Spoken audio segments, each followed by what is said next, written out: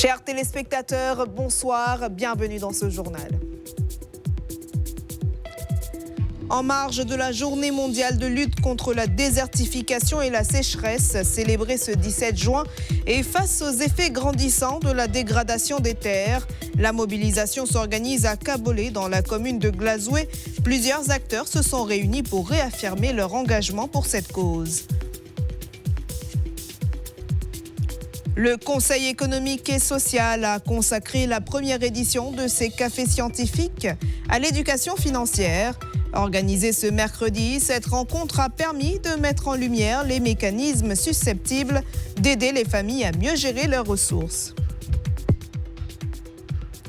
Et sur le plan international, en République démocratique du Congo, les autorités sanitaires se disent confiantes face à la 17e épidémie d'Ebola qui sévit dans le nord-est du pays. Un accord entre Washington et Téhéran nourrit l'espoir au sein du G7, malgré les avertissements fermes de Donald Trump à l'égard de l'Iran. Et en Afrique du Sud, la recrudescence des violences xénophobes pousse des milliers de ressortissants malawites à envisager leur départ du pays. Nous démarrons ce journal avec l'éducation. Après plusieurs jours de composition, les épreuves écrites du baccalauréat, session juin 2026, se sont achevées ce mercredi sur toute l'étendue du territoire national. Entre soulagement et espoir, les candidats attendent désormais les résultats. Dans les différents centres d'examen, l'heure est déjà au premier constat. Reportage de Pedro Mansangbewa. C'est fini. 3 jours de stress, de concentration et parfois de nuit blanche. Sur les visages, le soulagement. Le bac 2026 vient de rendre sa dernière copie. C'est vrai que c'était stressant, mais les épreuves étaient abordables dans la généralité. Tout était bien. Je suis aussi allée l'année passée, ça n'a pas marché. Et puis je suis repartie cette année, mais j'ai vu que les épreuves étaient abordables. L'épreuve de comptabilité, de mathématiques, de droit, d'économie était très facile. J'ai pu me débrouiller, mais le lundi, quand j'avais affronté l'épreuve de français, c'était un peu compliqué pour moi. Mais j'ai bien terminé. Ils sortent les épaules légères. Fini les formules et les dissertations. Place au pari et au pronostic. Au terme de cette composition, je m'attends à un excellent résultat avec une bonne mention. Je me sens serein parce que je sais que j'ai donné le meilleur de moi-même et que j'ai fait un bon rendu durant toute la série de la composition. Très bonne mention, entre bien et très bien. Au cours secondaire Notre-Dame des Apôtres à Cotonou, l'un des centres de composition, le travail continue. Ici, les responsables bouclent les statistiques, scellent les copies. Le compte à rebours change de camp.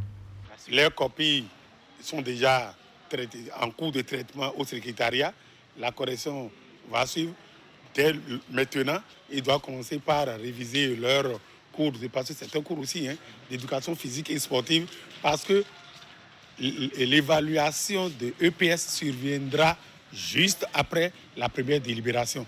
Et le directeur d'office du baccalauréat a insisté là-dessus que les chefs centres rappellent aux candidats. Ils sont libérés psychologiquement.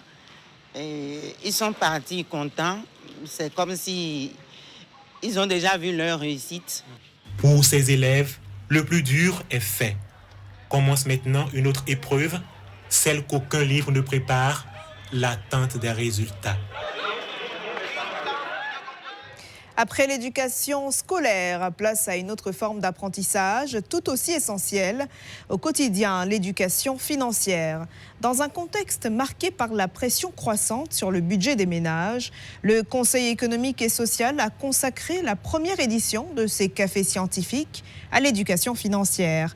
Organisée ce mercredi, cette rencontre a permis de mettre en lumière les mécanismes susceptibles d'aider les familles à mieux gérer leurs ressources et à faire face aux aléas économiques. Le point avec Jean Nobima et Ulvaeus Balogun. Avec la cherté de la vie et les difficultés économiques, le panier de la ménagère est souvent sous pression.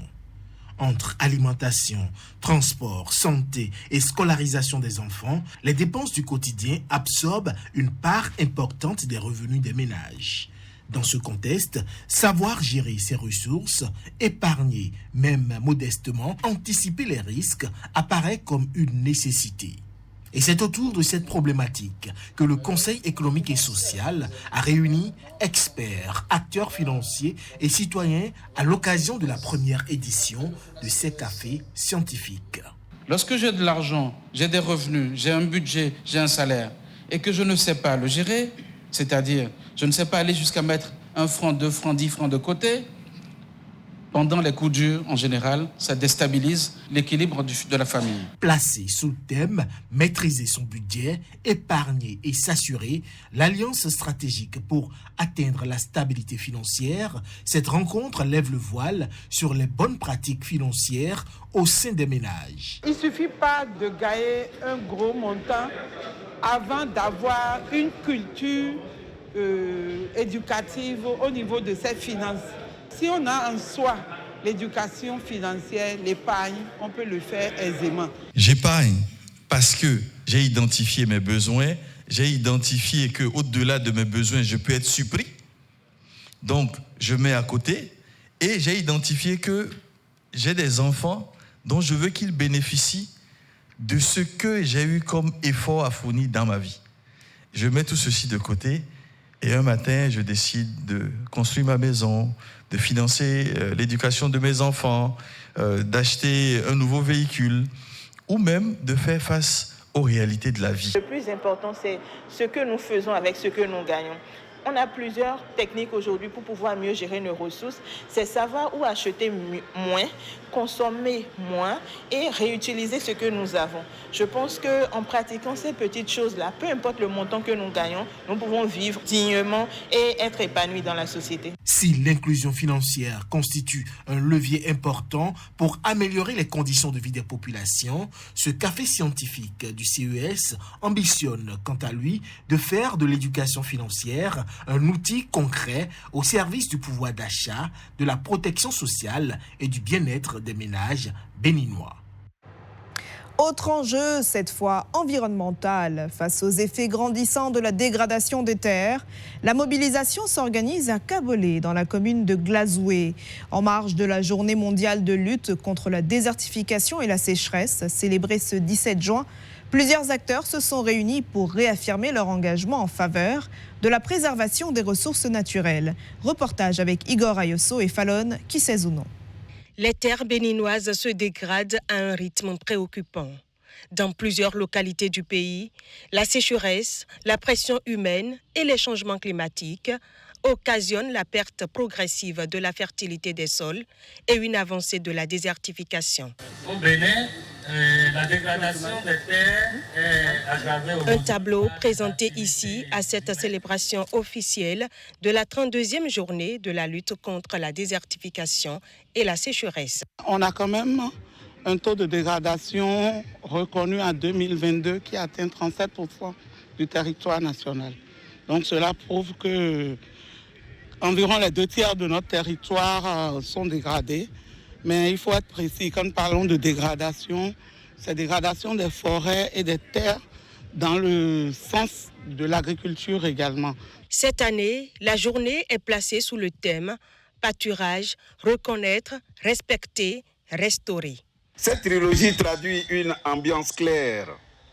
Des parcours pastoraux bien gérés permettent donc de conserver la végétation, protéger les sols contre l'érosion, améliorer l'infiltration de l'eau, réduire l'avancée de la désertification et renforcer la résilience des populations face à la sécheresse. Dans cette dynamique, le gouvernement du Bénin entend répondre aux défis posés par la sécheresse à travers le renforcement des actions de restauration des terres dégradées, la promotion d'un aménagement durable des parcours pastoraux par le reboisement des espèces fourragères adaptées aux conditions locales.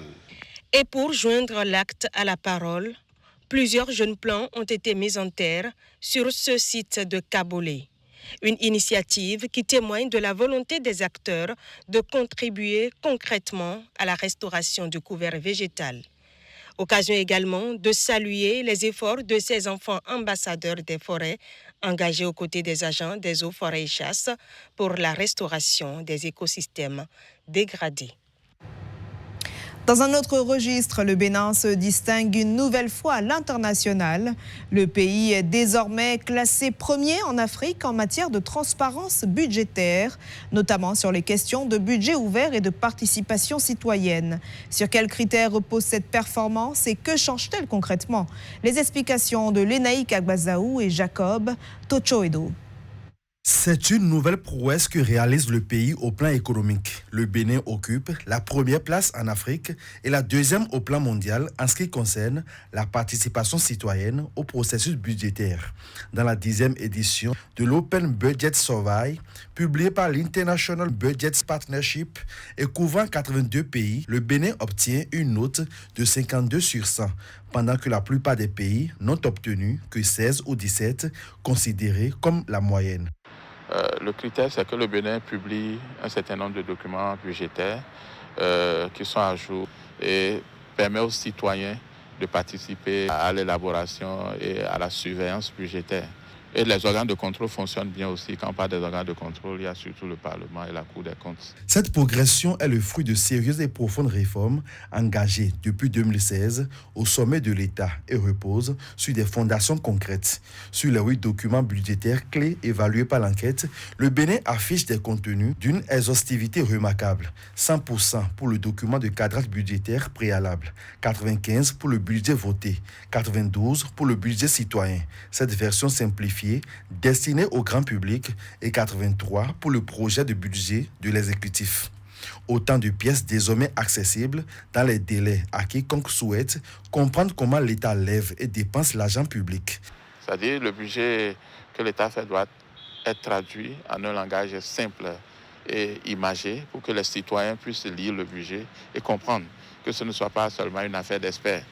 Et là, si vous savez qu'on a prévu quelque chose pour votre localité et que ce n'est pas fait, là vous pouvez demander à votre représentant local de rendre compte, de vous dire pourquoi cela n'a pas été fait. C'est pourquoi on a besoin de l'information, même si l'information n'est pas suffisante, elle est nécessaire pour pouvoir interpeller les élus locaux. Si on n'était pas transparent, la situation aurait été pire. Maintenant, la question de redistribution, ça c'est un autre aspect. Et je crois que l'actuel gouvernement veut aller dans ce sens pour que la croissance se sente dans le panier de la ménagère, comme on dit. Ce résultat traduit un atout de crédibilité auprès des bailleurs de fonds et des investisseurs internationaux à l'heure où le Bénin mobilise des financements sur le marché et auprès des partenaires. La transparence devient dans ce contexte un actif économique autant qu'un gage démocratique. Ce qui est intéressant, on a quand même une assurance que ce sera durable. Parce que celui qui a permis d'avoir cette performance depuis 2017, c'était le ministre d'État chargé des Finances et qui est maintenant devenu président de la République. Dans 2 ans, on aura encore de très bons résultats, je l'ai dit en 2027, puis c'est tous les 2 ans qu'on a cet indicateur-là. Le Bénin fait de la participation citoyenne au budget une exception continentale, une couronne de plus pour le pays qui enchaîne les lauriers à l'international. Cap à présent sur la lutte contre la criminalité financière. L'argent issu de la corruption, du trafic de drogue, de la fraude ou d'autres activités criminelles cherche souvent à se faire passer pour licite. C'est tout l'enjeu du blanchiment de capitaux, un phénomène qui menace l'économie, la gouvernance et la sécurité des États. Au Bénin, les risques existent et les autorités restent vigilantes. Éclairage avec le président de la Criette au micro de Marcel Arrossi et Bernol Djogbe. Les risques pour la personne qui est impliquée dans le blanchiment de capitaux, le financement du terrorisme et de la prolifération d'armes de destruction massive, les risques sont pluriels. La première loge des risques, c'est par rapport à sa propre personne.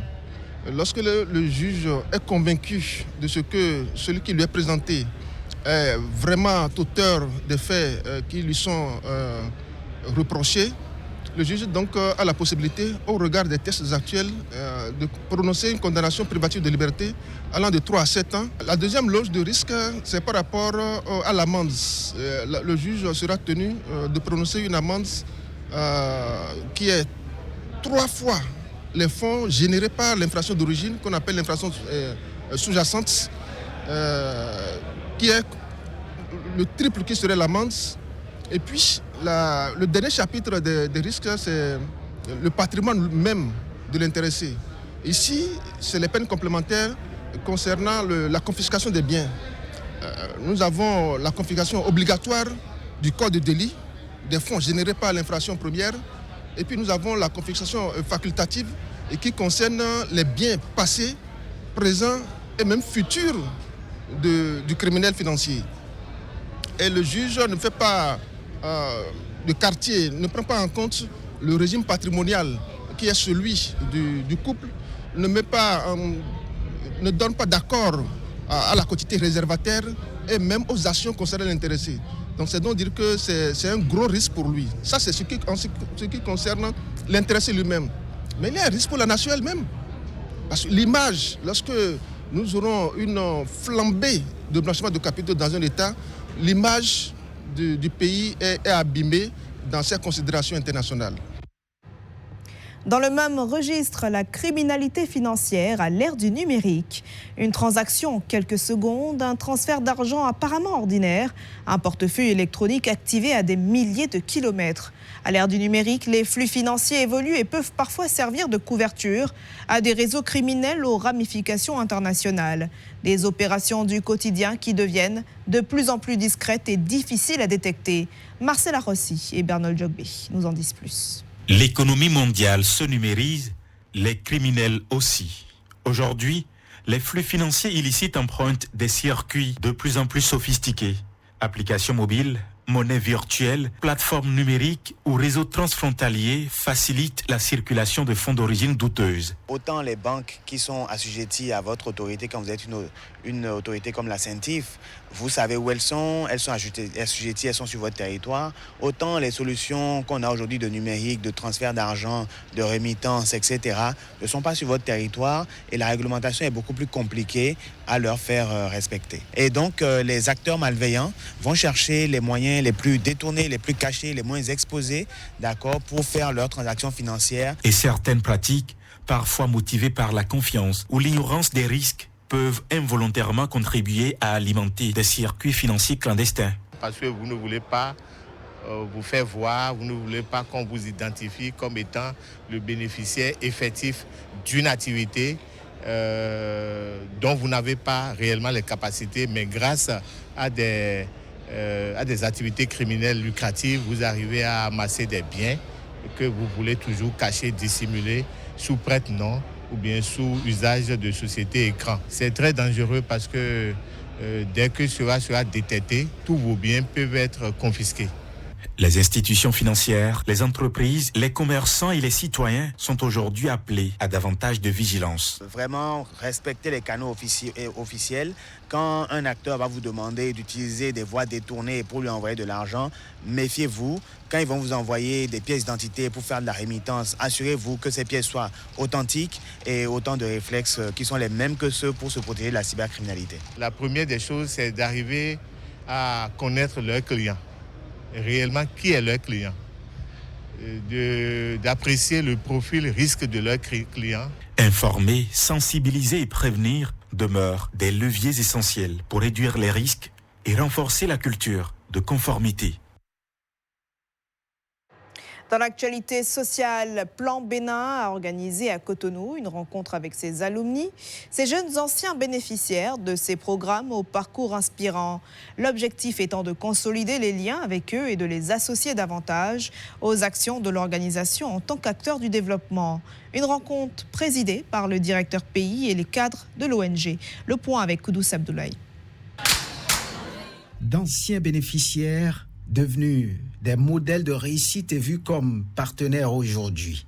À Cotonou, plus de 200 alumni de Plan Bénin ont répondu à l'appel de l'organisation. Parmi eux, Boino Adel. Parrainée en 2008, elle est aujourd'hui titulaire d'un master et styliste en devenir. Son parcours, comme celui de nombreux autres, illustre des fruits de plusieurs années d'accompagnement. Son témoignage est édifiant. Avec Plan, je bénéficiais des kits scolaires gratuitement. Je me rappelle également dans le temps, il y avait une santé mutuelle en cas de maladie. on nous soignait gratuitement. À ses côtés, d'autres success stories témoignent de l'impact durable des interventions de Plan Bénin. Eda Raoul, lui aussi ancien bénéficiaire, est désormais ingénieur agronome. Sans leur appui, je ne saurais le dire, je ne pouvais pas aller jusqu'au niveau bac. J'en ai laissé l'école peut-être aujourd'hui. Wenriku Naomi a également partagé son expérience avec l'assistance. Parrainée en 2008, elle est aujourd'hui titulaire d'un master en santé et exerce comme animatrice de terrain. Quand j'ai été recueillie par Plan, ça a permis à ce que mes kits scolaires soient plus et que je puisse même partager avec ceux qui étaient à côté de moi. Au-delà des retrouvailles, cette rencontre marque une nouvelle étape. Plan Bénin entend désormais faire de ses anciens bénéficiaires de véritables partenaires. Plan veut travailler avec vous. Si on vous appelait ici pour qu'on ait cette discussion, ce débat, c'est parce que c'est quelque chose de très important pour nous. Leur expérience, leurs compétences et leurs propositions sont attendues pour renforcer et pérenniser les actions de l'organisation. Des bénéficiaires d'hier, devenus aujourd'hui des acteurs engagés au service du développement et de l'avenir des générations à venir. Place au sport. Sur les pelouses du Mondial 2026, Michael Olise s'impose déjà comme l'un des nouveaux visages du football français. Révélé bien avant la compétition, le milieu offensif confirme au plus haut niveau sa montée en puissance. Formé très tôt au haut niveau, il a progressivement imposé sa patte et son calme dans les moments décisifs. Michael Olise, le nouvel éclat des Bleus, c'est avec Hugues Zinsou-Zouno. C'est le joueur que tout le monde s'arrache. Le visage de la nouvelle créativité tricolore. Michael Olise. Welcome by through Pavlovic. Great breakaway. Pavlovic. On for Diaz. Olise! En quelques mois à peine, l'attaquant a conquis le cœur des supporters français. Un style soigneux, un flegme imperturbable et un pied gauche magique. Pour sa première Coupe du Monde, le natif de Londres est devenu la nouvelle attraction incontournable de l'équipe de France.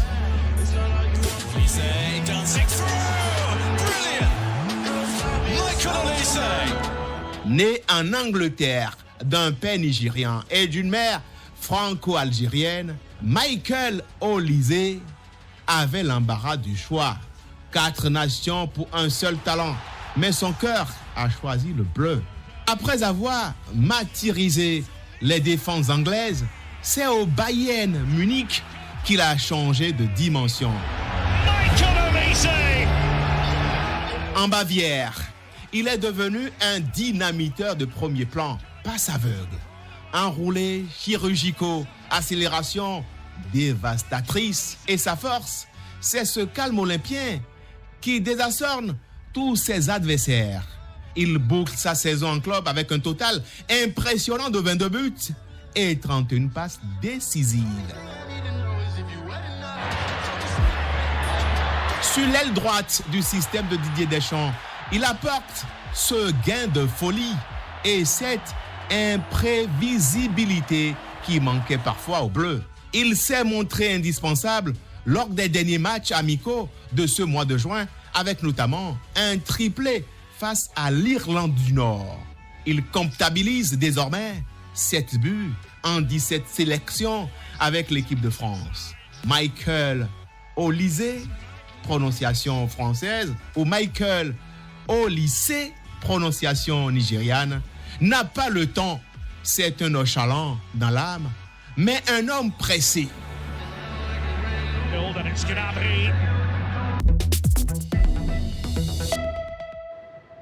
Sur le plan international, en République démocratique du Congo, les autorités sanitaires affichent leur confiance face à la 17e épidémie d'Ebola qui sévit dans le nord-est du pays.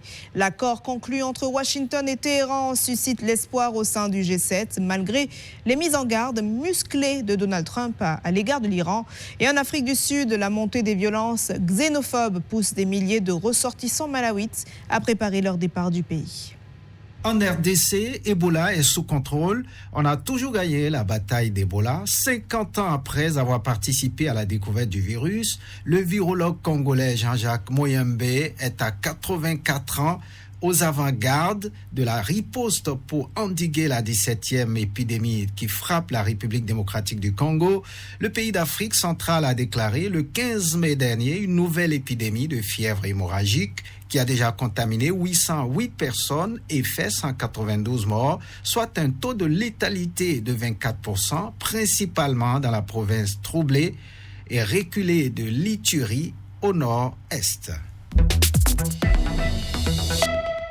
En Afrique du Sud, les violences xénophobes provoquent des départs. Le nombre de ressortissants du Malawi rassemblés sur un terrain de la ville portuaire de Durban pour fuir les violences xénophobes a dépassé le cap de 5000 personnes, indique un responsable de cette communauté. Depuis des semaines, des groupes armés de bâtons, de fouets et de boucliers marchent dans certaines parties du pays en exigeant que les étrangers sans papier quittent le territoire avant le 30 juin. Nous avons 5002 personnes enregistrées, dont 1220 femmes, a déclaré à l'AFP un responsable des ressortissants malawites. Ces ressortissants rassemblés dans un terrain vague de Durban, la troisième ville sud-africaine dans l'est du pays, ils étaient plus de 3000 qui cherchent à gagner leur pays d'origine. En France, l'accord avec l'Iran est salué malgré la mise en garde de Donald Trump. Une opportunité historique, les membres du G7 ont salué l'accord conclu entre Washington et Téhéran, mais Donald Trump a menacé de recommencer à frapper l'Iran si ses dirigeants ne se comportent pas bien. Ce n'est pas un accord final, c'est un protocole d'accord, a prévenu mercredi dernier le président américain en marge d'une rencontre avec le président égyptien Abdel Fattah al-Sisi.